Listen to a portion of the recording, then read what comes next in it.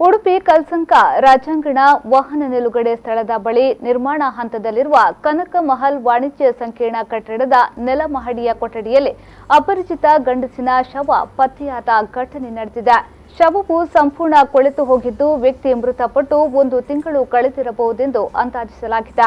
ಉಡುಪಿ ನಗರ ಠಾಣೆಯಲ್ಲಿ ಪ್ರಕರಣ ದಾಖಲಾಗಿದೆ. ಕಳೇಬರವನ್ನ ವಿಲೇವಾರಿ ನಡೆಸಲು ಸಮಾಜ ಸೇವಕ ನಿತ್ಯಾನಂದ ಒಳಕಾಡ್ ಅವರು ಸಹಕರಿಸಿದ್ದು, ಉಡುಪಿ ಜಿಲ್ಲಾ ನಾಗರಿಕ ಸಮಿತಿ ಉಚಿತ ಆಂಬ್ಯುಲೆನ್ಸ್ ಸೇವೆ ಒದಗಿಸಿ ಇಲಾಖೆಗೆ ಸಹಕರಿಸಿದೆ.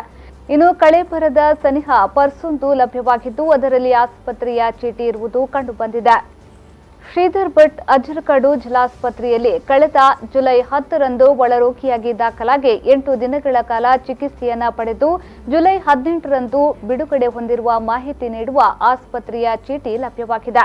ಶವವನ್ನು ಅಜ್ಜರಕಾಡು ಜಿಲ್ಲಾಸ್ಪತ್ರೆಯ ಶವಾಗಾರದಲ್ಲಿ ರಕ್ಷಿಸಿಡಲಾಗಿದೆ. ವಾರಸುದಾರರು ನಗರ ಪೊಲೀಸ್ ಠಾಣೆಯ ನಾಗರಿಕ ಸಹಾಯ ಕೇಂದ್ರವನ್ನು ಸಂಪರ್ಕಿಸಲು ಸೂಚಿಸಲಾಗಿದೆ. ಈ ಹಿಂದೆಯೂ ಇದೇ ಕಟ್ಟಡದ 8ನೇ ಮಹಡಿಯಲ್ಲಿ ಆಂಧ್ರಪ್ರದೇಶ ಮೂಲದ ಯುವಕನೋರ್ವನ ಶವವು ಕೊಳೆತ ಸ್ಥಿತಿಯಲ್ಲಿ ಪತ್ತೆಯಾದ ಘಟನೆ ನಡೆದಿತ್ತು.